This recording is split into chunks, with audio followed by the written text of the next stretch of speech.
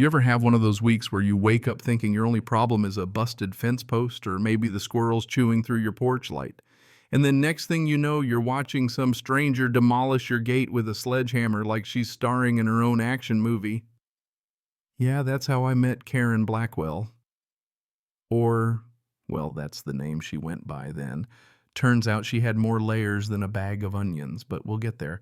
Let me back up a second. See, I never wanted to move back to Willow Ridge, but after the divorce, it was just me and my 8-year-old Emily, and something about my granddad's old farm called to me 15 acres of wild grass and stubborn memories, the kind of place you go to disappear for a while. We rolled up just as the leaves were turning, feeling like maybe, just maybe, this was our second chance. But peace doesn't last long in Oakwood Valley, not when you're on the radar of someone like Karen. She pulled up the second week shiny Escalade fake HOA badge pinned to her blazer, face set like she was about to sell me a timeshare. She didn't bother with hello. She went straight into, "You're in violation. Mr. Harlan, fees are overdue. Penalties. Pay up or face the consequences." And I'm standing there, grease on my hands from fixing Emily's bike, just blinking at her. I told her straight, "Ma'am, this land's been in my family 70 years, long before your HOA was even a gleam in a developer's eye." But she just flushed, lips pinched tight, and I could see right then this wasn't about rules. This was personal. And buddy, she had stamina. The next few weeks were a parade of crazy official-looking signs hammered into the driveway overnight. Fake citations taped to my door, her standing across the street filming every move we made like she was waiting for me to snap. She even bullied old Pete, our mailman, lecturing him for delivering to an unauthorized residence, then tried the same with the grocery boy. I found her snooping around the bushes at night on my new security cams, muttering to herself, maybe planting a bug. My daughter, sweet Emily, asked me why the angry lady was mad at us. You ever had to tell a kid the world just doesn't make sense sometimes hurts more than any bill collector ever could? Now, I might have left it alone if it was just about me, but when Karen Circus started messing with Emily's life, I snapped. She went after the school, spreading rumors, got other parents whispering, kids teasing Emily about her rule-breaking dad. I knew then I couldn't just stand by, and that's when things got interesting. I dug into Granddad's old chest in the barn and found what he called his guest detainer, a tricked-out gate with pressure plates and lock stuff he'd dreamed up in the 80s when developers tried muscling him off the land. Called in Sheriff Daniels, he and my granddad were old fishing buddies just to get his read. He said, "You're not the first to complain about that woman, but this feels bigger than HOA bickering." I had a hunch he was right. Karen called an emergency hearing at the community center, tried to put me on trial like she was the judge. Whole neighborhood showed up folding chairs, a young guy sweating through a Goodwill suit, her lawyer. I laid out the facts. Your HOA isn't legal, only 12 houses, state minimum is 15. Plus, egg land's exempt. And your lawyer isn't even licensed, he's a Craigslist hire. Suddenly, folks were piping up. Mrs. Patel fined for garden gnomes. Tom Fletcher charged for a fake driveway violation. Laura Simmons, real lawyer, retired, stood up and called it what it was, fraud. You'd think that'd end it, but not Karen. Nope. She doubled down, ranted on Facebook, called in child services with anonymous tips, tried to blacklist me at the feed store. She even poisoned Tom's dog, we found out later, just to show she could. That's when Laura Simmons dug deeper. Found out Karen was really Sophia Grant, wanted in 3 states for fraud and extortion.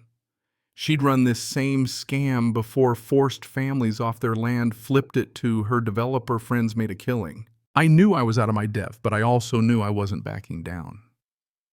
With Tom's help, we reinforced the gate, hidden sensors, backup cameras, remote locks, the works. If Sophia tried her old tricks again, she'd find out this wasn't her playground. And sure enough, the showdown came on a muggy Friday, sunlight bouncing off her Escalade like a warning. She rolled up with her son and another guy, both filming, live streaming the whole thing. Evidence, I guess. She started screaming through a megaphone, "This is HOA and county authority, removing illegal barriers," and went to town on the gate with a sledgehammer. Emily watching from the porch, scared and angry all at once. As soon as she got through, the hidden steel barrier slammed down behind her, locking tight. For the first time, I saw panic, real panic in her eyes. She started pounding on the gate, threatening lawsuits, yelling for me to let her out. Meanwhile, her son's TikTok blew up, comments pouring in, instant karma. She got what's coming, that sort of thing. I called the sheriff.